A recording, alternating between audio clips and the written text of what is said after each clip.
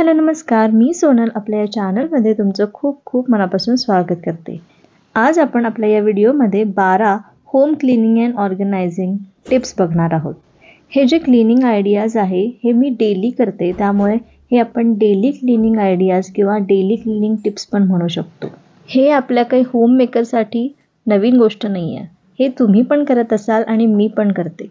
फरक एवढा आहे, माझे यूट्यूब चॅनल आहे त्यामुळे हे मी तुमच्याशी शेअर करू शकत आहे। तर सगळ्यात पहिलं माझं रुटीन म्हणजे बेड ऑर्गनायझिंग। तर मी सगळ्यात आधी उठल्या उठल्या बेड ऑर्गनाइज करून घेते, म्हणजे बेड झटकून घेते आणि जे आपण पांघरूण वगैरे असतो तो व्यवस्थित घडी करून जागेवर ठेवून देते। आणि एकदा का आपला बेड व्यवस्थित दिसला म्हणजे आपल्याला आपल्या बेडरूममध्ये एकदम फ्रेशनेस येतो आणि पुढची कामं करायला आपण जास्त एनर्जेटिक फील करतो। तर सकाळी सकाळी उठल्याबरोबर मी आधी पडदे वगैरे उघडून घेते आणि त्यानंतर सगळ्यात आधी बेड क्लीन करून घेते। दुसरी टिप म्हणजे कुकटॉप क्लिनिंग। आता कुकटॉप क्लिनिंग करण्याच्या आधी मी सगळा स्वयंपाक करून घेते। तर इथे माझं सकाळी स्वयंपाक लवकर होतो, कारण आयुषला शाळेत जावं लागतं, मिस्टरांना ऑफिसला जावं लागतं, त्यामुळे मी ब्रेकफास्ट आणि लंच सोबतच करून घेते। तर आज आपल्या या ब्रेकफास्टमध्ये आणि लंचमध्ये दोन्हीमध्ये पण पालकचे पराठे केलेले आहे। मग हे पालकचे पराठे मी सकाळीच भिजवलं आणि आयुषला टिफिनमध्ये पण दिलेलं आहे आणि मिस्टरांना त्यांच्या लंच बॉक्समध्ये पण हेच दिलं आहे। आणि मी पण आता ब्रेकफास्टमध्ये पण हे खाणार आहे आणि आज लंचमध्ये पण हेच राहणार आहे। सोबत मी छानशी चटणी वगैरे करून घेईल। तर जेव्हा त्यांना घाई असते त्यामुळे मी सगळं त्यांच्यासाठीचं टिफिन, त्यांचं लंच बॉक्स हे सगळं करून घेते आणि त्यानंतर उरलेल्या जेवढ्या काही चपात्या असेल तर त्या मी नंतर करून घेते। तर तुम्ही बघितलं मी बेड आवरून घेतला आणि त्यानंतर हे पराठे करायला घेतलेले आहे। इथे पराठे माझे झाले आणि उरलेलं पीठ मी फ्रीजमध्ये ठेवून दिलेलं आहे। सकाळी एकदा आपलं ब्रेकफास्ट लंच झालं, तयार झालं की त्यानंतर मी हे सगळे जे भांडे आहे ते घासायला टाकते। माझ्याकडे मावशी येते घासायला, भांडे घासायला, त्याच्यामुळे मी हे सगळं त्यांनाच धुवायला देते। मग यासोबत जी बाहेर भांडी असतात किंवा ज्या वस्तू आपण काढलेल्या असतात स्वयंपाक करताना त्या सगळ्या व्यवस्थित ठेवून देते। जे काही पुसून ठेवायचं असेल ते पुसून ठेवते, म्हणजे आपलं हे जे किचन जे आहे ते नेहमी क्लीन दिसतं किंवा आपले जे भांडे आहेत ते नेहमी क्लीन दिसतात। आणि जेव्हा मी ओटा पुसते तर संपूर्ण ओटा पुसते, कारण माझा ओटा जो आहे तो एल शेपचा आहे, तर तो जो दुसरा पार्ट आहे तो जास्त खराब होत नाही किंवा त्याचा जास्त उपयोग पडत नाही, तिथे माझे अप्लायन्सेस वगैरेच ठेवलेले असतात। पण जर तो पुसला नाही, ते पूर्णच पुसलं नाही तर मग धूळ दिसते, त्यामुळे मी जेव्हा ओटा क्लीन करते, म्हणजे जो आपण जिथे स्वयंपाक करतो तेवढं तर क्लीन करतेच, त्यासोबत संपूर्ण ओट्यावरून एक हात फिरवते, ज्यामुळे संपूर्ण ओटा आपला नेहमीच क्लीन दिसतो। त्यानंतर इथे जी खिडकी आहे माझ्या किचनमध्ये त्यावरती पण रोजच हात फिरवावा लागतो किंवा ॲटलिस्ट एक दिवसाआड तरी मी त्यावरून पुसून घेते, नाही तर त्यावरती पण खिडकीमधून आलेली भरपूर धूळ साचते। आणि मला असं वाटतं की ही जी माझी सवय आहे ओटा क्लीन करण्याची किंवा गॅस रोज पुसण्याची, त्यामुळे माझा जो गॅस आहे तो अतिशय सुंदर आणि नेहमीच चमकदार दिसतो। आता या माझ्या गॅसला, या कुकटॉपला 8 वर्ष झालेली आहे आणि अजूनही तो इतका छान चमकतो। आणि जेव्हा आपण ओटा पुसतो किंवा गॅस पुसतो तेव्हा गॅसच्या मागची जी वॉल आहे ती पुसायला विसरायचं नाही, कारण जेव्हा आपण स्वयंपाक करतो तर कितीतरी तेलाचे डाग त्या भिंतीवरती पडतात। तर ऑफकोर्स आता इथे आपल्याला टाईल्स दिलेली असते, म्हणजे कुठल्याही आता मॉड्युलर किचनमध्ये टाईल्स दिलेली असते आणि टाईल्समधून डाग काढणं अतिशय सोपं आहे, त्यामुळे तुम्ही रोज ते पुसलं तर उत्तमच आहे। पण ॲटलिस्ट जर नाही जमलं तर एक दिवसाआड तरी ही जी वॉल आहे ती पुसणं आवश्यक आहे। आता माझी तिसरी टिप किंवा तिसरं क्लिनिंग आयडिया म्हणजे चिमनी क्लिनिंग। तर इथे मी चिमनी रोजच्या रोज पुसून घेते। रोज नाही जमलं तरी मी एक दिवसाआड तर चिमनी ही क्लीन करते। तर चिमनी क्लीन म्हणजे आपल्याला इथे डीप क्लीन करायचं नाही आहे, पण रोजच्या रोज जर आपण वरून एक हात फिरवला, आता या चिमनीवरती इथे वरती जसं मी इथे घासत आहे तर तिथे भरपूर धूळ जमा होते, कारण आपण तेलाची फोडणी देतो ती फोडणी पण त्यावरती जाते आणि त्याच्यावरती मग धूळ बसते, ती अतिशय ग्रीसी होऊन जातं आणि मग ते निघत नाही. म्हणून हे करताना आपण एक दिवसाआड ॲटलिस्ट किंवा तुम्हाला जमत असेल तर रोजच असं करून घ्यायचं आहे. आणि चिमणी क्लीन करताना हे जे समोर बटन्स आहे ते क्लीन करणं आवश्यक आहे. ते क्लीन करते. त्यानंतर ह्या ज्या जाळ्या आहे त्या मी रोज ज्या खाली म्हणजे ज्या निघतात तर त्या मी रोज क्लीन करत नाही. त्या मी आठवड्यातून बाहेर काढते. त्याला एक छोटंसं बटन आहे, ते निघतं आणि त्याला व्हिनेगर आणि सोडा, बेकिंग सोडाने क्लीन करते. तर जेव्हा मी वीकली क्लीनिंग रुटीनचा व्हिडिओ घेऊन येईल तेव्हा तुमच्याशी ते नक्की शेअर करेल. आणि इथे माझ्या किचनमध्ये साऊथ ईस्ट कॉर्नरला एक मनी प्लांट आहे. तर ते पण मी 2 ते 3 दिवसांनी स्वच्छ करून घेते. म्हणजे त्यातलं पाणी चेंज करून घेते, ती बॉटल घासून घेते किंवा तो वास घासून घेते आणि त्यातले पानं पण स्वच्छ करते आणि परत त्यामध्ये पाणी घालून ते ठेवून देते.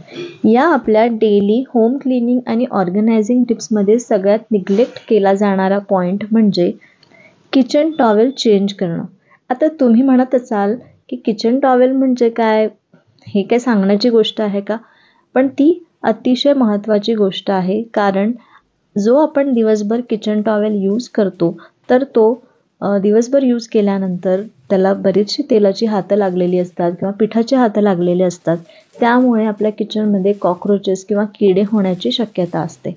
म्हणून जेव्हा तुम्ही सकाळी क्लिनिंग कराल तेव्हा तुमचा हा जो किचन टॉवेल आहे तो दररोज धुवायला टाकत जा आणि नवीन किचन टॉवेल तुम्ही किचनमध्ये ठेवत जा. आता नवीन म्हणजे तुम्ही जो वापरत आहे धुतलेला. आता टिप नंबर 4.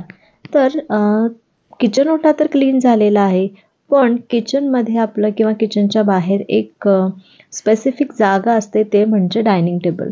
तर डायनिंग टेबल आहे ना कधी कधी डम्पिंग ग्राउंड होऊन जातो. घरात कुठलीही वस्तू आली की ती सरळ त्या डायनिंग टेबलवर जाते. म्हणजे सगळं सामान त्या डायनिंग टेबलवरती आलेलं असतं. त्यानंतर काही भांडे सुकवायचे असेल, जसे काचेचे भांडे असेल तर ते त्यावरती ठेवले जातात. म्हणजे माझ्याकडून तरी ठेवले जातात. त्यानंतर कधी-कधी पाण्याच्या बॉटल्स पण तिथे ठेवल्या जातात. भरलेल्या का असेना, भरलेल्या पण असतात किंवा रिकाम्या पण असतात. त्यानंतर जे काही शाळेचे टिफिन्स असतात किंवा यांचा लंच बॉक्स असतो ते पण धुतले की मग ते लगेच मिळायला पाहिजे. तर रात्री कधी-कधी मी ते धुवून ठेवते. मग ते वेगळे दिसावे आणि पटकन दिसावे त्यासाठी हे पण मी डायनिंग टेबलवरतीच ठेवून देते आणि मी इथे पाण्याच्या बॉटल पण डायनिंग टेबलवरती भरून ठेवते. म्हणजे आयुषला पाणी पटकन प्यायला बरं राहतं. आता 5वी टिप म्हणजे सगळं डस्टिंग आणि वायपिंग करून घ्यायचं आहे. तर डस्टिंग आणि वायपिंगमध्ये आपले जे काही फर्निचर्स आहे किंवा ज्याला एक सरफेस आहे त्यावरती भरपूर धूळ साचलेली असते. जिथे आपण राहतो तिथे आजूबाजूचे रस्ते जर कच्चे असेल किंवा रस्त्यावरचं घर असेल तरीही धूळ येते. जर आजूबाजूला माती असेल, धुळीचं वातावरण असेल तरीही धूळ येते आणि कन्स्ट्रक्शन चालू असेल तर त्याची वेगळी धूळ येते. त्यामुळे हे जे फर्निचर्स आहे ते रोजच पुसावे लागतात. जेव्हा आपण क्लिनिंग करतो किंवा वायपिंग करतो तर तेव्हा हे जे आपले काच वगैरे असतात ते छान कोलींनी वगैरे क्लीन करून घेऊ. आणि मी सोबतच टीव्ही वगैरे पण रोज पुसते, ज्यामुळे या सगळ्या गोष्टी रोजच्या रोज एकदम चमकतात. आणि हे सगळं करताना जेव्हा झाडायचं आणि पुसायचं असतं त्याआधी सगळं आपल्याला क्लिनिंग करून घ्यायचं आहे. म्हणजे जी काही डस्ट वगैरे असते ती खाली पडते आणि झाडताना पुसताना ती स्वच्छ केली जाते. तर झाडायला पुसायला माझ्याकडे मावशी येतात आणि त्यांना मी या व्हिडिओमधून थँक्यू म्हणते. कारण हे सगळं त्यांच्यामुळे पॉसिबल होतं. म्हणजे त्यांची मदत होते क्लिनिंगमध्ये. नाही तर रोजचं माझं व्हिडिओज बनवणं हे सगळं पॉसिबलच झालं नसतं जर त्या नसत्या तर. नंतरची टिप म्हणजे बेसिन क्लिनिंग. हे पण एक महत्त्वाच्या क्लिनिंगमध्ये येतं. कारण बेसिन जर क्लीन असेल ना तर घर स्वच्छ दिसतं. तर बेसिन क्लीन करायला मी व्हील जेल वापरते आणि घासणीने छान घासून घेते. इथे मी या तारेच्या घासणीने बेसिन आणि ही आजूबाजूची वॉल आहे ती छान क्लीन करून घेते. त्यानंतर जे प्लॅटफॉर्म आहे ते पण या घासणीनेच क्लीन करून घेते. त्यानंतर मिरर जो आहे तो कोलिनने क्लीन करून घेते, म्हणजे कोलिन मारून ठेवते, स्प्रे करून ठेवते आणि पेपर, आपला जो न्यूजपेपर असतो त्याने हा मिरर क्लीन करते. कधीही मिरर असा क्लीन केला ना की नेहमी छान क्लीन दिसतो, त्याच्यावरती कुठलेच डाग दिसत नाही किंवा कपड्याचे वगैरे डाग उमटत नाही. हा जो बेसिन आहे तो क्लीन करताना तसा मला काही प्रॉब्लेम होत नाही, पण इथे कसं आहे, हा जो बेसिन आहे तो मी कडप्प्यावरती बसवलेला आहे, त्यामुळे या बेसिनजवळ किंवा या कडप्प्यावरती पाणी जर जमा झालं तर ते पाणी सगळं खाली टाकावं लागतं. म्हणून जेव्हा मावशी पुसायला येतात त्याच्या आधी मी हे क्लीन करते, म्हणजे सगळं पाणी खाली जातं आणि मग ते व्यवस्थित पुसलं जातं. त्यानंतर इथे जे आपण ब्रश ठेवण्याचा स्टँड आहे किंवा आपण तिथे फेस वॉश ठेवतो, हा जो स्टँड आहे तो पण रोजच्या रोज क्लीन करून घेते आणि इथे एक छानसा टॉवेल किंवा नॅपकिन ठेवून देते, ज्यामुळे इथे आपण हात धुतले की नंतर लगेच तिथे हात पुसले जातात आणि आजूबाजूला पाणी अजिबात होत नाही. हा बेसिन एरिया सुंदर दिसावा म्हणून मी इथे एक छानसं फ्लावर पॉट ठेवून देते. त्यानंतरची टिप म्हणजे sofa cleaning and organising. Cleaning म्हणजे काय, तर हे जे सोफाज असतात, तर आता हे माझ्याकडे कापडाचा सोफा आहे, त्यामुळे याचा जे बॅक आहे त्यावरती पण धूळ साचते. मग मी आठवड्यातून तर क्लीन करते ह्याच्याने, व्हॅक्यूम क्लीनरने, पण डेली मी त्याला फक्त झटकवून घेते किंवा असं थोडंसं पुसून घेते. मग इथे जे काही सोफा कवर्स असतील ते थोडेसे झटकवून घेते, मग हे फरशी पुसायच्या आधी झटकवून घेते आणि त्यानंतर हे मी टाकून घेते. त्यानंतर हा कार्पेट आहे तो पण झटकवून घेतला होता पुसायच्या आधीच आणि मग तो पण नंतर घालून घेते. नंतरची माझी टिप म्हणजे क्विक रूम क्लीनअप. तर सगळ्या रूममध्ये जो काही पसारा असेल, जे काही खेळणं असेल, आता जसं मुलांची रूम असेल तर मग तिथे स्टडी ठेवलेली असते, म्हणजे सगळे बुक्स पसरलेले असतात किंवा काही खेळणे असेल, गेम्स असेल ते ठेवलेले असतात, तर ते व्यवस्थित ठेवणे. त्यानंतर बेडरूममध्ये पण आता अहो बाहेर जातात किंवा मुलगा पण माझा इथेच सगळं तयारी वगैरे करतो, मग सगळं पावडर, तेल, कंगवा हे सगळं बाहेर पडलेलं असतं ड्रेसिंग टेबलवर, मग ते एकदा आवरून घेते आणि असं एकदा पुसून घेते.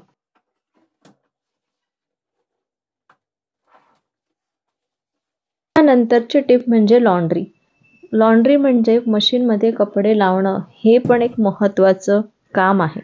तर हे का बरं, कारण क्लीनिंग आणि ऑर्गनायझिंगमध्ये याचा पण महत्त्वाचा वाटा आहे. जर मशीनमध्ये कपडे असेल किंवा मशीनच्या आजूबाजूला किंवा बाथरूममध्ये काही कपडे असतील तर ते सगळे कपडे गोळा करणे आणि मग मशीन लावणे, तर त्यामुळे काय होतं, आपलं जे घर आहे, आपलं जे बाथरूम आहे ते पण ऑलवेज क्लीन दिसतं.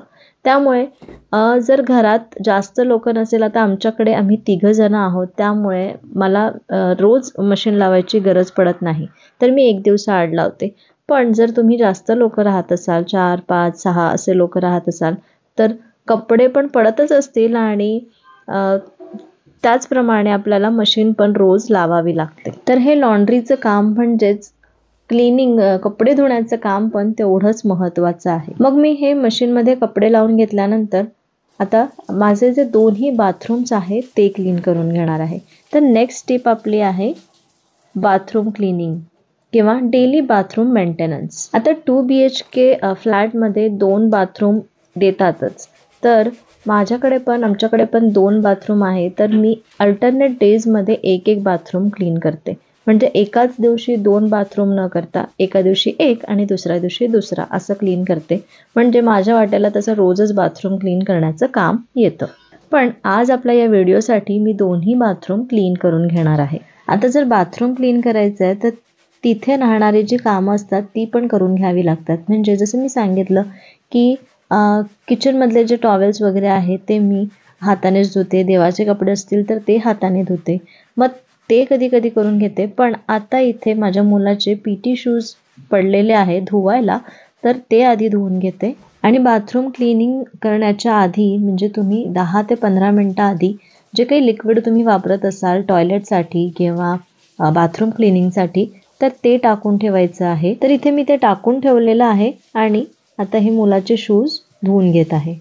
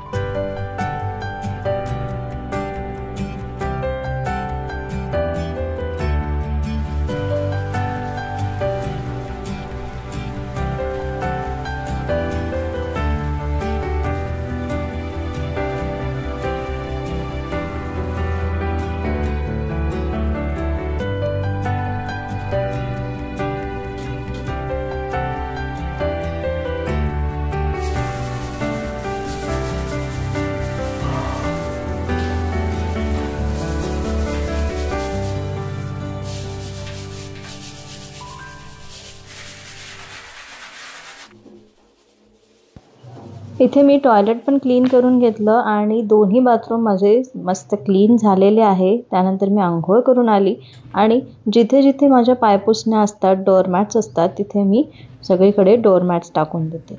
तर मी इथे बेसिनजवळ एक डोअरमॅट ठेवते, एक पायपुसणी ठेवते, कारण तिथे पाणी वगैरे कधी सांडतं, मग पाय घसरू नये म्हणून तिथे एक ठेवते. त्यानंतर किचनमध्ये ठेवते. किचनमध्ये एक सिंकजवळ असते आणि एक गॅसजवळ असते, कारण गॅसजवळ पण मला आवडतं ठेवायला पायाखाली जरा गरम, म्हणून मग मी गॅसजवळ पण ठेवते. तर मी ना या पद्धतीने पायपुसण्या ठेवते.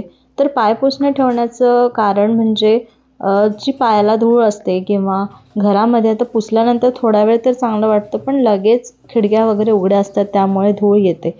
मग ती धूळ सगळीकडे लागू नये किंवा सगळीकडे जाऊ नये म्हणून मग मी मध्ये मध्ये अशा पायपुसण्या ठेवत असते. त्यानंतर पुढची टिप म्हणजे सिंक क्लीन करणे. तर मी सिंक जो आहे तो रोजच्या रोज क्लीन करून घेते, कारण जेव्हा मावशी जातात त्यानंतर जे काही थोडेसे फूड पार्टिकल्स वगैरे असेल तसं त्या क्लीन करून जातात, पण मी माझ्या एका समाधानासाठी मी परत एकदा क्लीन करून घेते. आणि क्लीन करताना संपूर्ण क्लीन करते, म्हणजे मध्ये जे बेसिनचं असतं जिथून पाणी जातं, तर तिथे एखादी आपण जाळी टाकतो तर ती जाळी पण छान घासून घेते आणि नळाच्या जवळची जी वॉल आहे ती पण घासून घेते, नळ घासून घेते. तर ही माझी एक सवय तुमच्याशी मी इथे शेअर करत आहे. हे नेहमीच्या नेहमी क्लीन करण्याचं कारण हे पण एक आहे, कारण आमच्याकडे बोरचं पाणी असतं आणि वापरायला सगळं बोरचं पाणी आहे. तर त्याने नळ किंवा बेसिन हे सगळं खूप घाण होऊन जातं किंवा पाण्याचे डाग पडतात. त्यामुळे मी हे नेहमी क्लीन करत असते.